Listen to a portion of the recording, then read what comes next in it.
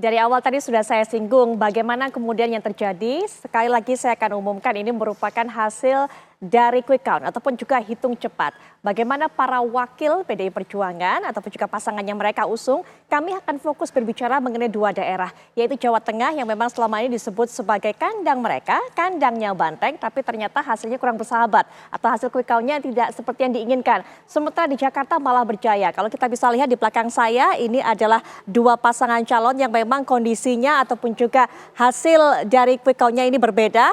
Tawanya begitu terbuka, begitu lebar, begitu renyah sepertinya Mas Pram dan Bang Rano, karena memang hasil dari hitung cepat ini memang menobatkan sementara unggul ada di posisi pertama. Sementara untuk pasangan Andika dan Hendra Prihadi ini juga belum mampu mendapatkan suara tertinggi di Pilgub Jawa Tengah. Yang ada di samping saya yaitu Prof. Effendi Ghazali selaku pakar komunikasi dan politik Universitas Indonesia atau yang kita punya panggilan akrab Bang EG. Juga punya penilaian mengenai hal ini. Assalamualaikum warahmatullahi wabarakatuh. Bang EG, ya. Menarik kalau kita lihat. Ya, menarik. Ya kan, dua daerah ini. Kita fokus bicara mengenai dua daerah ini. Dua daerah ini. Tapi nanti bukan hanya Bang EG yang bersama saya, juga sudah hadir para narasumber lainnya yang akan berbicara mewakili juga dari PDI Perjuangan, juru bicara PDIP yaitu ada Mas Aryo Seno Bagaskoro. Mas Seno, Assalamualaikum warahmatullahi wabarakatuh. Selamat malam Mas Seno.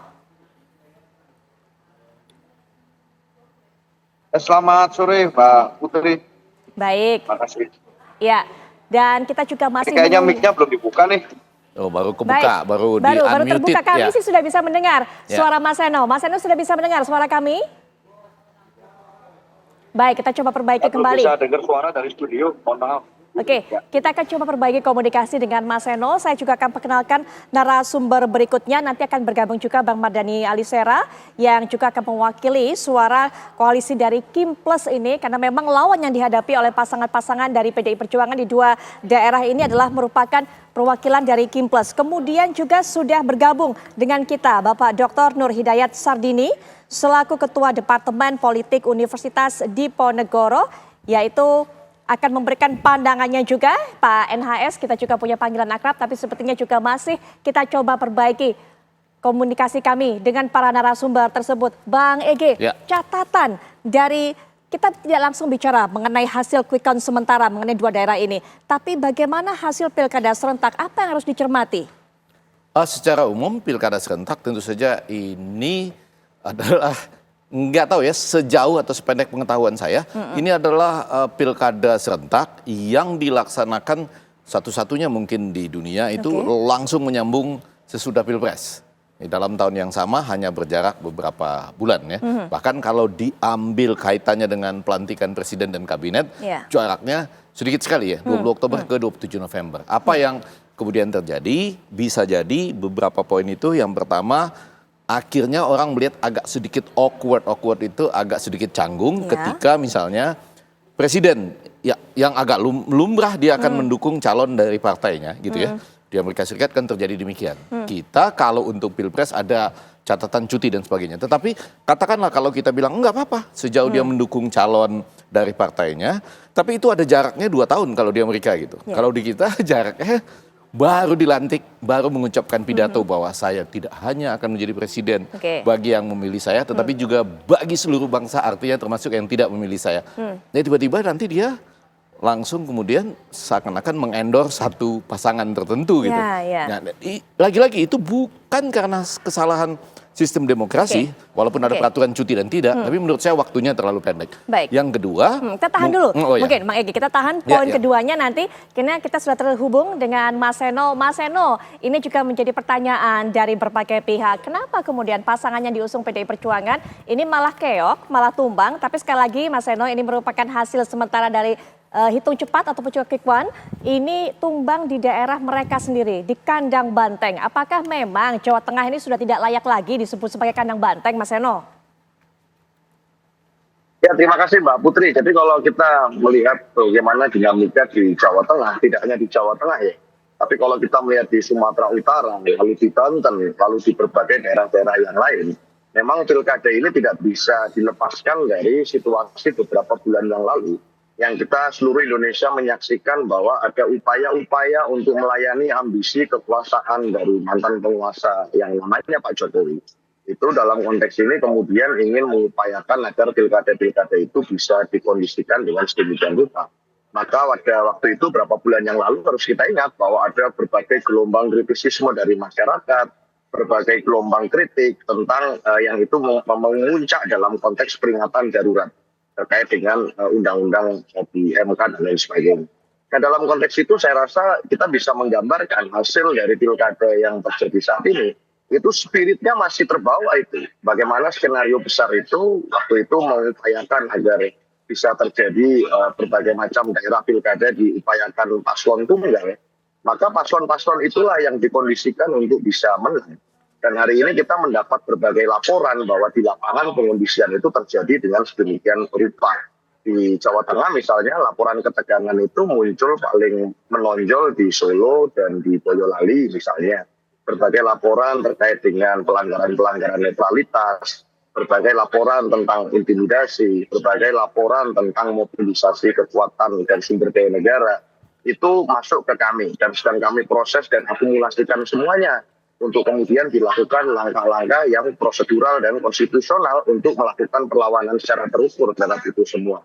Kenapa begitu? Karena kami masih setia pada prinsip yang sama, yaitu sebenarnya pilkada ini harusnya adalah sarana kedaulatan rakyat. Waktu momentum yang terbaik untuk meregenerasi kepemimpinan, mencari pemimpin yang terbaik, dan harusnya rakyat bisa memilih dengan bebas dan merdeka. Tetapi di berbagai tempat yang terjadi kan sebaliknya. Ini berbagai upaya untuk menyeragamkan pilihan rakyat, untuk mendorong dengan cara-cara yang di luar koridor konstitusional, itu dilakukan dengan sedemikian rupa menggunakan sumber daya negara. Nah oleh karena itu saya rasa kalau hari ini apakah Jawa Tengah kandang banteng atau enggak salah kalau ada yang bilang bahwa mungkin bukan kandang banteng murni, tetapi kandang bansos ini jadinya kalau dalam konteks pilkada. Karena kalau bicara pileg sebenarnya PDI Perjuangan masih bisa dibilang punya kandang di Jawa Tengah. Kita masih dipercaya memenangkan pileg kemarin kan. Tapi dalam kondisi kami di pilkada dikeroyok oleh mayoritas partai, semua partai melawan kita, dan kami mendapatkan angka di atas 40%. Saya rasa itu membuktikan bahwa keperkasaan PDI Perjuangan di Jawa Tengah itu masih jaya. Nah di Jakarta terjadi sebaliknya, ternyata arus balik kritisisme masyarakat itu mengumpul. Sehingga suara Mas Pram dan Bang Dul ini cukup untuk memenangkan pilkada Jakarta satu putaran. Meskipun tanpa kekuatan politik yang maksimum, meskipun tanpa kekuatan dari endorsement dari mantan penguasa yang luar biasa, tetapi kita menyaksikan bagaimana kekuatan itu akhirnya kandang banteng bergeser ke Jakarta dan di banyak daerah lain yang sebelumnya bukan merupakan basis elektoral kita. Jadi menarik mencermati pilkada kali ini karena ini mencerminkan satu tarikan nafas dengan pilpres kemarin. Itu Mbak. Oke, Mas Seno katakan bahwa Jawa Tengah bukan lagi kandang banteng atau tidak murni lagi kandang banteng, tapi disebut kandang bansos. Apa maksudnya? Apakah ada hubungannya juga dengan pengkondisian tadi? Bagi-bagi bansos untuk mengkondisikan pemenang. Begitu maksudnya Mas Seno? Ya tentunya artinya mobilisasi itu dilakukan dengan berbagai cara. Ini Perludem baru saja mengeluarkan rilis bahwa ada dugaan money politik yang begitu besar di beberapa provinsi. Salah satunya termasuk Sumatera Utara dan Jawa Tengah. Ya, laporan-laporan ini tentu tidak bisa otomatis langsung dilaporkan secara mengikuti prosedurnya. Karena waktu kampanye kan sangat singkat, 60 hari saja. Maka ini semua sedang kami kumpulkan. Bukti-buktinya, berbagai dugaan tersebut. Dan itu dirasakan di bawah. Memang tidak mudah kalau bicara tentang penggunaan alat negara itu untuk dibuktikan secara rigid. Kenapa? Karena semuanya ya ini saat di bawah. Kita katakan misalnya kita punya Panwaslu, kita punya Bawaslu, Badan Pengawas Pemilu. Tapi di lapangan kan ini mayoritas orang biasa memang yang mengawasi itu. Sehingga bagaimana orang-orang biasa, orang-orang yang bekerja sehari-hari itu diminta untuk membuat laporan yang itu melawan misalnya figur-figur yang punya otoritas keamanan negara, punya otoritas misalnya dalam konteks penegakan hukum. Pastinya tentu tidak mudah untuk memupuk keberanian untuk mengambil tindakan tertentu. Nah, hal-hal semacam ini sedang kami kumpulkan semua karena laporannya banyak sekali di Jawa Tengah terjadi. Maka saya bilang tadi, kandang banteng itu jadi agak dikotori sebagai kandang bansos itu Mbak Putri. Mas Seno, apakah betul ini yang menyebabkan kekalahan dari pasangan yang diusung PDIP di Jawa Tengah, kandang banteng ini? Apakah memang murni hanya masalah pengkondisian atau jangan-jangan Mas Seno, karena mesin-mesin politik PDIP nggak bergerak secara maksimal, nggak optimal. Tapi nanti ya Mas Seno ya, dijawab nanti nanti, termasuk juga nanti kita akan dengarkan bagaimana pandangan dari narasumber berikutnya, yaitu pengamat politik dan Ketua Departemen Politik Universitas Diponegoro, Bapak Dr. Nur Hidayat Sardini atau Pak NHS. Assalamualaikum warahmatullahi wabarakatuh. Selamat malam, Pak NHS. Ya, kami coba akan menghubungi kembali Pak Nur Hidayat Sardini untuk bisa bergabung kita di perbincangan di segmen selanjutnya. Tetaplah bersama kami di Apa Kabar Indonesia Malam.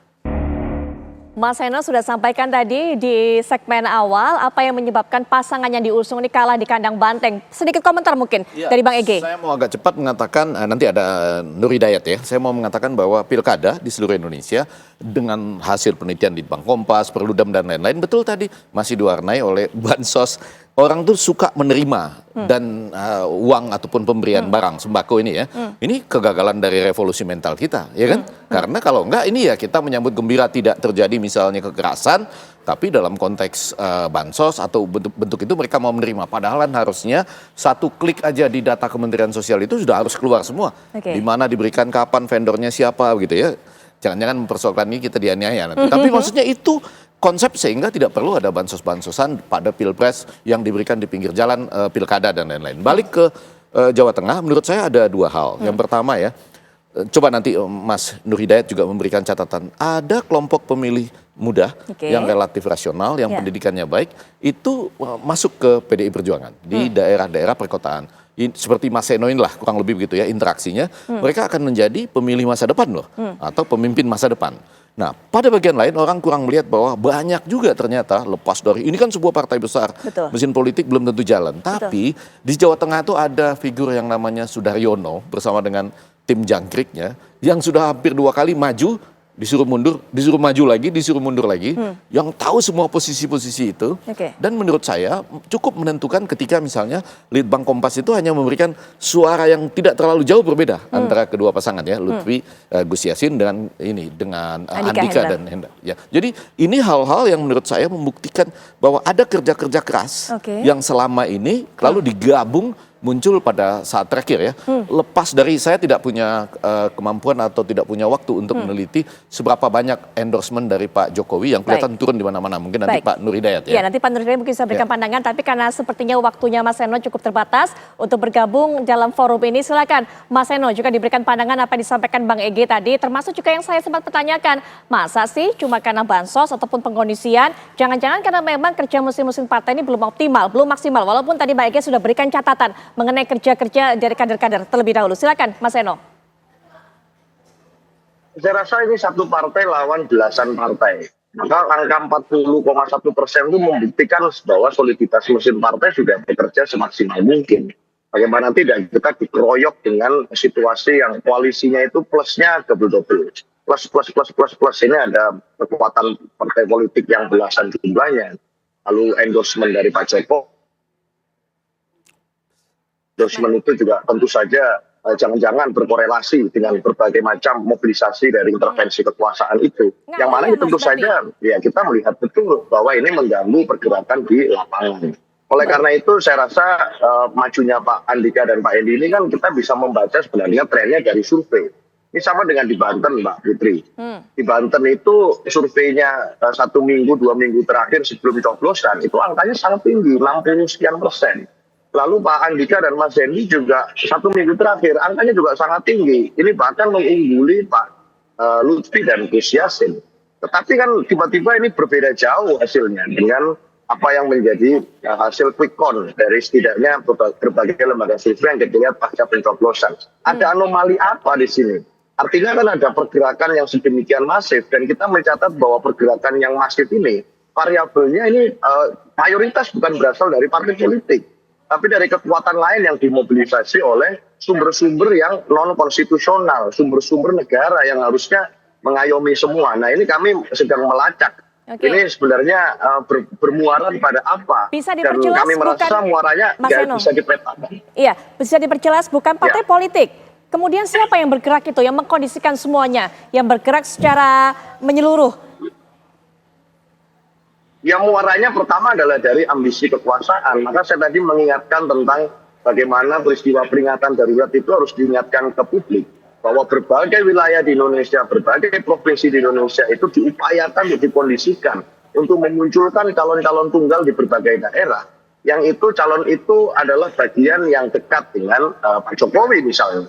Nah, dalam konteks itu saya rasa maka hasil dari pilkada ini menjadi tidak terlalu mengejutkan bagi cukup banyak masyarakat yang kritis untuk melihat bahwa pengondisiannya betul-betul terjadi. Nah, ini nyambung dengan berbagai catatan yang kami temui selama pilkada berlangsung, betapa kemudian instrumen-instrumen negara itu digunakan dan berbagai macam intimidasi, mobilisasi terjadi di lapangan, sehingga pilkada ini menjadi kekurangan makna. Maka kami ya berharap betul bahwa akan ada upaya untuk mereparasi itu, tapi bagaimana caranya? Nah, ini yang sedang kita lakukan langkah-langkah untuk memastikan agar setiap suara rakyat terhitung dengan baik, kita menghormati real count nanti dan apa yang diputuskan oleh KPU, tetapi secara proses, secara prosedur, ini banyak sekali situasi yang menjadi catatan kami PDI Perjuangan hari ini. Itu Mbak Putri. Baik, Mas Seno, terima kasih sudah bergabung, sudah memberikan informasi kepada kami. Menurut PDIP, apa yang membuat kemudian PDIP atau wakilnya ini tumbang di kandang mereka sendiri? Nanti kita akan bedah bersama juga dengan para narasumber lainnya. Tapi sayang sekali, Mas Seno sepertinya harus meninggalkan perbincangan ini karena waktunya begitu terbatas untuk bisa mengikuti kegiatan lainnya. Sekali lagi terima kasih, Mas Seno. Nah, kita juga sudah tergabung dengan Pak Nur Hidayat Sardini, selaku Ketua Departemen Politik Universitas Diponegoro, atau yang kita juga punya panggilan akrab Pak NHS. Selamat malam, Assalamualaikum warahmatullahi wabarakatuh, Pak NHS. Malam, waalaikumsalam warahmatullahi wabarakatuh. Sama Baik. senior kita, Peci. Baik, ya Pak NHS, apa sebenarnya yang terjadi? Anomali apa? Tadi juga sempat dipertanyakan oleh Mas Seno, anomali apa ketika kemudian suara dari Andika dan Hendrar Prihadi ini sempat pada survei-survei menjelang pencoblosan ini agak meningkat begitu, tapi ketika kemudian pencoblosan hasil dari hitung cepatnya terjadi perubahan yang luar biasa. Catatan dari PDIP sendiri, bagaimana kemudian Pak NHS melihatnya? Pilkada, pemilu, sama seperti juga sepak bola, selalu ada yang menang dan selalu ada yang kalah. Dalam cara antara klub sepak bola yang kaliber Pool, MU, dan segala macam, lalu kemudian tiba-tiba kalah dalam angka perolehan suara, tentu menimbulkan pertanyaan. Saya meneliti pertama karena memang persiapan PDIP ini relatif terlambat ya. Yang buat saya itu seharusnya dia sebagai pemenang pemilu juga pada sejak awal harus punya mental sebagai pemenang pemilu. Itu yang kayaknya dilewatkan. Dan jangan lupa bahwa Lutfi juga sudah 5 tahun terakhir sudah kampanye dalam tanda kutip karena jabatan dia ada di Semarang sebagai Kapolda. Tetapi di balik itu patut juga kalau PDIP misalnya tadi Mas Seno juga sampaikan bahwa terjadi buat saya ya tadi ya anomali ya karena hasil quick count itu sangat-sangat tipis sekali sementara dia undecided voters juga masih tinggi 43, sekian kalau kita mengacu pada survei Litbang Kompas. Nah memang laporan-laporan kualitatif saya juga dapatkan dari teman-teman jaringan saya, mantan-mantan penyelenggara pemilu, memang ada sebagaimana tengarang pada bagian tertentu yang disampaikan oleh Mas Seno. Memang ya ada keterlibatan aparat ya, lalu kemudian ada ya istilah saya adalah carrot and stick ya, carrot itu mortal, jadi iming-iming, lalu stick adalah intimidasi. Tapi ini semua kan baru kualitatif ya, harus dibuktikan. Saya konfirmasi kepada jajaran Bawaslu, apakah mendengar, menyimak seperti ini, mereka bilang tidak. Nggak ada apa-apa, nggak ada laporan. Menurut saya awal juga kecewa sekali dengan Bawaslu Jawa Tengah dan Bung Eki juga tahu bahwa saya adalah ketua Bawaslu RI pertama. Sehingga bisa menangkap gelagat yang ada di lapangan yang kemudian tidak terefleksikan di dalam penanganan pelanggaran. Nah, itu juga aneh. Nah, tetapi memang kaliber ya, jadi gini, sejak tahun 99 PDIP itu selalu memenangkan perolehan suara di Jawa Tengah, pileg ya. Yeah. Pilpres hanya dikalahkan pada waktu Pak SBY tahun 2004 sampai 2009. Nah, tetapi di situ figur Pak SBY sangat kuat gitu ya. Jadi artinya bahwa seseorang untuk bisa mengubah secara drastis terhadap orientasi pemilih itu memang diperlukan dalam istilah saya adalah the big bang. Tapi big bang ini dimulai dari atau berangkat dari dipicu oleh magnetika dari figur. Nah, figur yang saya lihat dengan angka elektabilitas 28, sekian, menurut saya kalau dari sisi hitung kalkulasi elektabilitas versus kekuasaan itu tambahnya memang aneh. Kalau tidak kemudian selisihnya itu tidak terlalu signifikan. Sedangkan ukuran yang pertama adalah ukuran survei tadi, itu kemudian hasilnya cukup lumayan di luar di luar margin of error.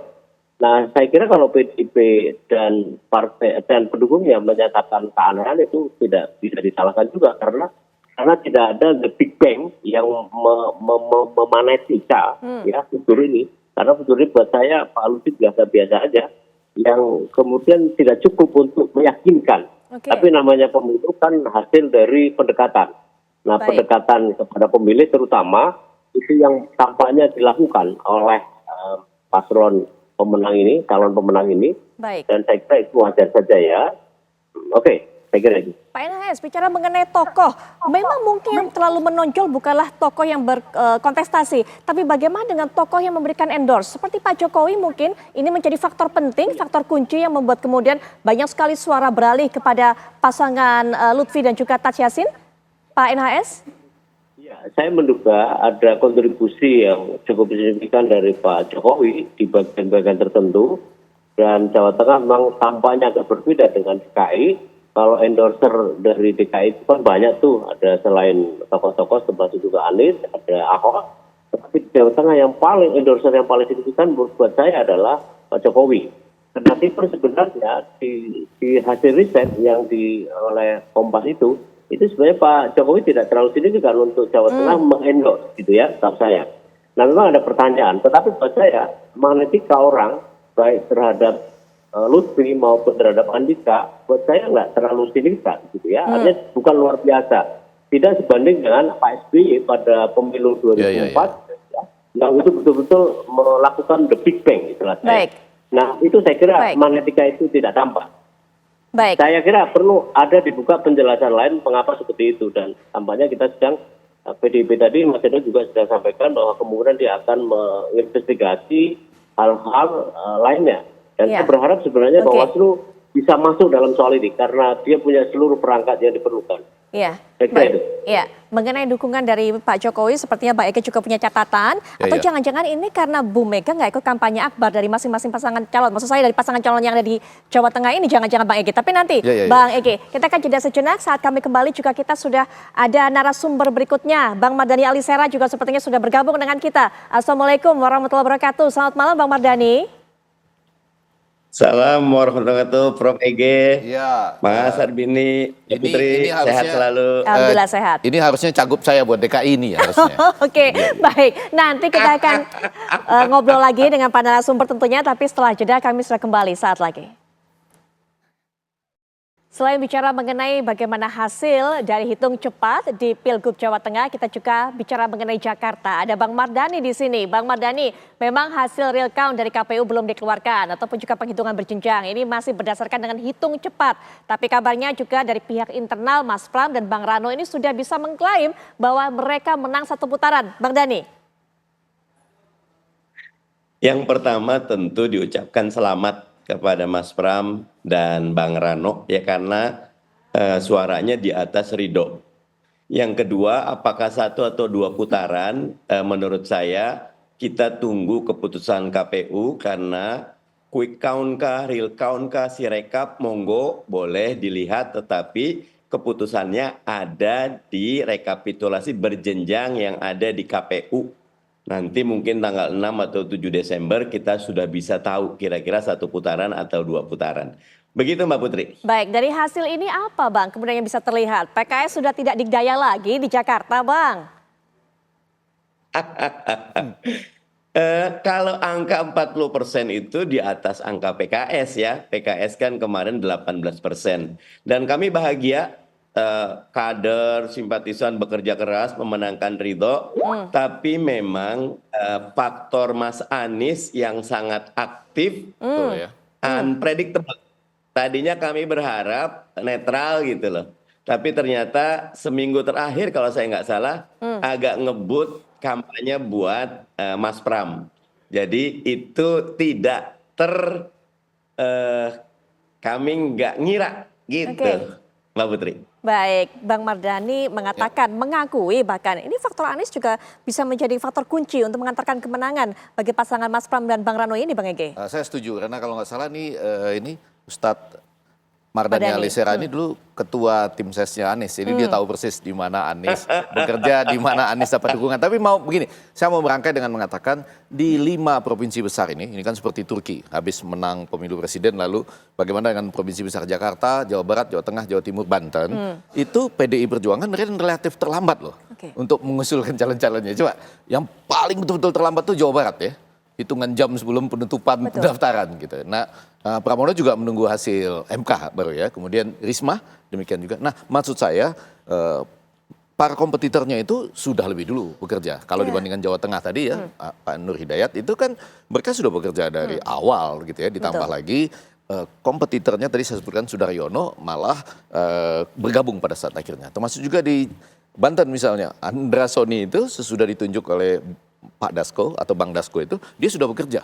Baru kemudian akhirnya bisa mendapat dari PDIP dan didukung oleh Golkar sama dengan Pramono. Nah, balik ke Jakarta, saya mau mengatakan agak menarik begini, Bang Mardhani Alisera dan para pemirsa, kalau lihat 2 gambar di sini, algoritma rasa, kata kunci penting dari semua pemilu di dunia dalam politik modern ini, itu dapatnya memang ke Pramono dan Dul. Rano. Ya, Betul, Rano. Bang Karena, Dul, Bang karena Rano. apa lihat ya? Kenapa, Bang? Gubernur-gubernur DKI yang lama coba lihat, Ali Sadikin, Bang Yos, Foke, bahkan puncaknya itu di Ahok gitu ya. Anies agak sedikit kalem ya, tapi mereka rata-rata itu bicara apa adanya, terus kemudian menyampaikannya kadang-kadang agak marah, agak keras gitu ya. Artinya kita bicara mengenai karakter calon pemimpin, Iya. yang mana yang lebih mewakili Jakarta? Lihat Jakarta nih, lihat gambarnya ini nih ya. Gambar Mardhani Alisera begitu juga tuh. Iya ini Jakarta gitu. Kembali dibutuhkan kocak, jenaka, gembira ya. Dengan lagunya juga, dengan warna oranyenya juga. Ketika misalnya, nah lagi-lagi pilkada tiba-tiba sesudah pilpres ya. Lalu muncul Anies nggak jadi maju ya. Bahwa itu soal internal dengan Pak Prabowo sebelumnya saya nggak tahu itu ya, ada janji apa gitu. Jangan-jangan kita setuju juga dengan Pak Prabowo, tapi intinya dia nggak jadi maju. Nah, pada saat terakhir ngebut. Tetapi di sisi lain kita tahu bahwa Ahok juga ikut masuk. Nah, jadi ada yang mengatakan ketika Anies masuk ada golongan tertentu yang pergi. Ketika Ahok masuk ada golongan tertentu yang pergi. Ini kan Bang Mardhani Alisera ya, ini pada detik-detik terakhir ini bergerak, walaupun yang mau saya katakan secara umum di dunia pada saat ini Trump juga kemenangannya begini. Jadi ada sekelompok orang yang mulai melek politik itu tetap akhirnya mencoba memikirkan yang baik, ya, apa yang baik bagi bangsa. Kalau yang lain yang pendidikannya relatif agak lebih rendah, tinggal di luar perkotaan, kecuali Jakarta ya, itu mereka relatif ke arah tertentu. Nah di Jakarta, kelihatannya kita harus catat nih Bang Mardhani Alisera supaya nggak salah. Data terakhir itu ini adalah tingkat partisipasi paling rendah sepanjang sejarah pilkada di DKI Jakarta. 10 tahun sebelumnya putaran pertama 62%, yang kedua 66%. 5 tahun yang lalu putaran pertama 77, yang kemudian yang kedua juga sekitar 77%. Sekarang katanya yang tidak ikut memilih itu sampai 46,95%. Betul, cukup tinggi. Nah, menurut saya di sana tuh tempat yang berlabuh orang-orang yang barangkali semula sudah ada ke sini, terus lama-lama, oh kok si ini masuk ya? Oh kok si ini jadi ikut masuk ya gitu. Karena nggak mau menerima, akhirnya ada 2 pilihan. Tidak datang, walaupun tadi ya ada hal-hal kebosanan politik, tiba-tiba TPS-nya dipadatkan, atau mereka malah memilih yang nomor 2. Itu jadi sehingga suaranya juga cukup melejit sampai 10%. Ini di luar bayangan, bahkan di luar bayangan dari para calonnya sendiri. Iya, 3 hari sebelumnya saya juga sudah mengatakan ini akan sampai 10% ini. Karena memang tadi Bang Mardhani Alisera itu orang berpindah ya karena merasa nggak nyaman di sini. Kok ada itu yang masuk ya? Oh akhirnya ini yang masuk ya. Terus mereka bergerak. Gitu. Faktor-faktor ini sudah dirangkum oleh Bang Ege. Silakan sebelum nanti kita ke Pak HNS juga. Tapi Bang Mardhani terlebih dahulu, pandangannya atas apa yang disampaikan oleh Bang Ege. Bang Mardhani silakan. Prof. Ege selalu rasional, saya 100% setuju. Jadi memang pilkada DKI ini kan ada banyak anomali ya. Mas Anies yang harusnya maju, tidak maju. Kemudian Pak Ridwan Kamil yang mestinya di Jawa Barat tiba-tiba geser ke Jakarta. Mas Pram juga turun di akhir, kemudian di akhir ada banyak sekali pergerakan, Pak Jokowi turun, tiba-tiba ada Mas Anies turun, dan lain-lain. Buat saya tetap pemenangnya adalah warga Jakarta Oh iya, yang ya itu tadi ya. punya kemampuan yang rasional untuk memilih. Angka ketidakhadiran yang Prof. EG tadi bilang 46%, buat saya itu bagian dari protes yang senyap dari warga Jakarta karena Ya. ada banyak harapan mereka menyaksikan kontestasi among the best menjadi kontestasi yang buat mereka jadi agak merisaukan. Jadi ini pelajaran, tetapi lagi-lagi dengan hampir 60% data yang saya dapat justru 61% yang hadir tetap warga Jakarta rasional, kecewa wajar, tetapi memilih tetap dijalankan dan ada kuda hitamnya tadi, Mas Dharma, pasangan Dharma Kun dari 5% ada yang 3% naik jadi 10%. Buat saya itu sebuah fenomena menunjukkan kedewasaan berpolitik warga Jakarta. Oke, baik Pak NHS. Melihat hal ini bagaimana Pak NHS? Ternyata PDIP tidak meraih kemenangan di kandangnya, tapi malah kemudian meraih kemenangan di Jakarta. Sebuah anomali yang tadi disinggung oleh Mas Seno, Bang Egy juga, kemudian juga barusan Pak Mardhani. Silakan Pak NHS. Dari seluruh peristiwa yang menyertai pilkada ini, ada satu faktor yang tidak terjadi di pilkada-pilkada sejak Juni 2005. Introduksi pilkada kita pasca reformasi adalah faktor seorang mantan presiden punya keterlibatan yang lebih intens dan praktikal di lapangan. Dan tampaknya itu jadi variabel yang cukup menggoyang-goyang dari anomalitas terhadap soal itu. Karena pada peristiwa-peristiwa pilkada di Indonesia pada masa-masa lampau sejak 2005 itu, faktor ini relatif tidak berubah variabelnya. Variabelnya adalah internalitas partai, konflik partai, ya, saling klaim antar dukungan, ya, kemudian mahar. Itu tradisi yang sudah pernah sempat terjadi dalam pilkada sejak 2005 hingga beberapa waktu yang lalu. Tetapi sekarang ditambah dengan variabilitas Pak Jokowi. Apa maknanya? Karena hampir semua proses kandidasi sangat tergantung oleh soal ini. Kenapa misalnya partainya Pak Sera itu juga, Pak Mardhani juga ikut dalam sekundan itu, ya, sekendang sepenarian, dan hampir semuanya faktor itu oleh karena Pak Jokowi. Di DKI jelas, Banten, kemudian di Jawa Tengah, apalagi terlebih di Jawa Timur ada faktor itu. Ini agak menarik karena variabel ini bisa aja tahun depan, ya, itu bisa diproyeksikan sebagai cara atau tahun 5 tahun ke depan 2029 sebagai cara, sebagai batu pijakan untuk mana tahu ada kandidasi dalam soal ini di Pilpres 2029. Nah, buat saya satu yang paling hilang dari pilkada ini adalah makin jauhnya semangat penerapan politik desentralisasi di Indonesia. Karena pilkada itu adalah desentralisasi. Dia harus masyarakat ke tempat yang punya hajat yang lebih besar. Tetapi tampaknya itu di dalam tanda kutip, saya harus mengatakan soal ini dirampas oleh partai-partai besar. Dan sekunder yang menyertai terhadap semuanya sangat tidak menyisakan apapun terhadap masyarakat di daerah. Jadi artinya pilkada kali ini gagal dalam menerapkan politik desentralisasi. Dan saya kira itu ratapan kita yang paling sedih terhadap keadaan kita sekarang. Dan tampaknya memang kecenderungan satu dekade terakhir kembali pada resentralisme pembangunan. Jakarta memainkan peran yang sangat penting dan nyaris tanpa menyisakan local genius, ya, terhadap daerah. Catatan saya begitu, Mbak Putri, terhadap pilkada kita 2025 sungguh menurut saya sangat menyedihkan karena tujuan utama dari digitalisasi makin jauh saja. Oke, baik. Sebelum nanti hal yang menyedihkan ini juga diberikan pandangan oleh Bang Mardhani dan juga Prof. EG, tapi Pak NHS, bagaimana melihat kemenangan PDIP di dua tempat ini atau hasilnya berbeda, kalah di kandang kemudian juga menang di Jakarta, apa pengaruhnya untuk PDIP sendiri kalau menurut Pak NHS? Ya, ada faktor internal yang tampaknya sudah saya tadi sampaikan ialah PDIP tadi juga sempat dikritik oleh Bang EG. Ya.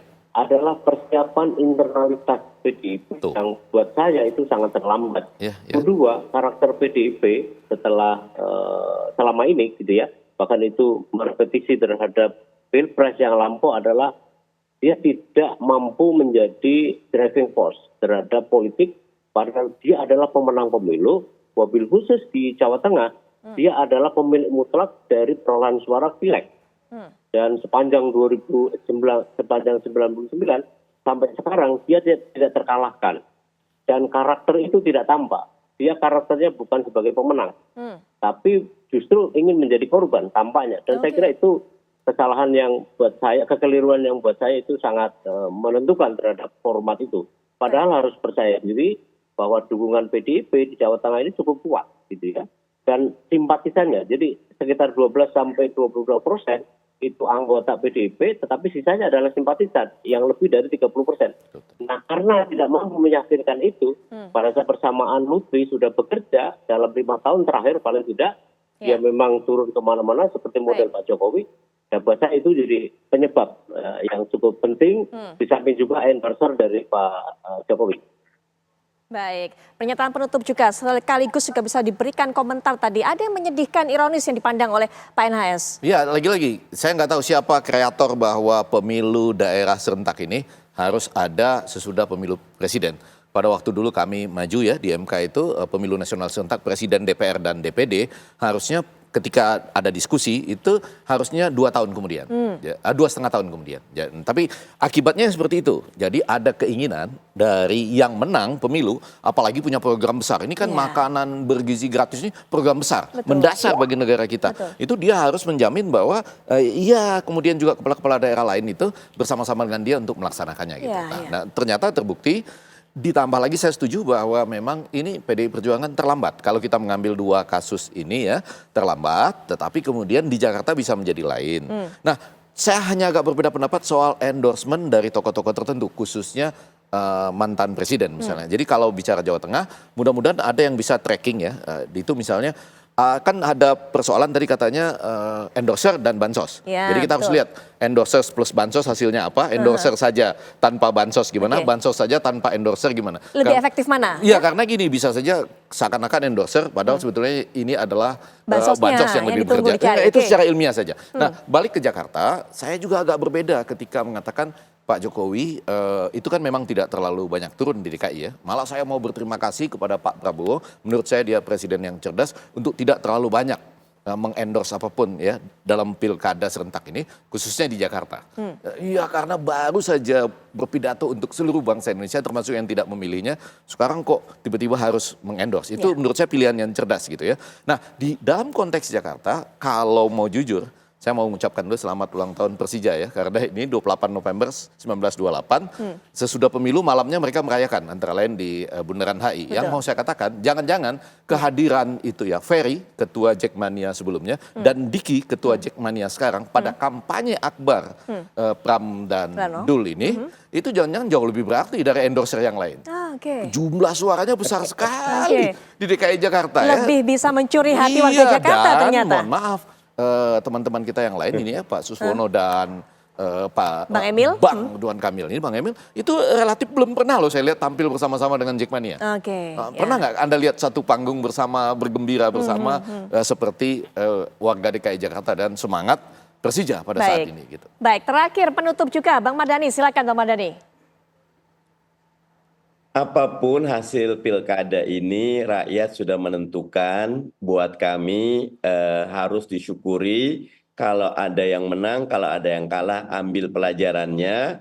Khusus untuk Jakarta, doanya 2 putaran. Kalau 2 putaran Ridho menang, insya Allah. Nah, tetapi masukan semuanya adalah yang terbaik rakyat yang menang. Bahwa kemudian kita perlu revisi, buat saya semua temuan bisa menjadi masukan, tapi kita akan bahas itu di DPR segera. Baik, kita akan terus tunggu bagaimana hasil nanti penghitungan berjenjang 5 tahun lagi ini ya, Mardhani Alisera ya. Gup atau Wagub. Oke, Bang, sudah dapat suara nih Bang Mardhani. Sudah dapat request dari Prof. Ege. Prof. Ege, terima kasih. Sama-sama, Bang Mardhani, terima kasih. Pak Nur Hidayat Sadini juga terima kasih sudah meluangkan waktunya semua narasumber untuk memberikan pandangannya dalam perbincangan kita malam hari ini. Sehat-sehat semuanya. seperti yang sudah saya sampaikan, kita akan terus tunggu bagaimana hasil penghitungan berjenjang yang dilakukan oleh KPU di masing-masing provinsi, kota ataupun juga kabupaten. Dan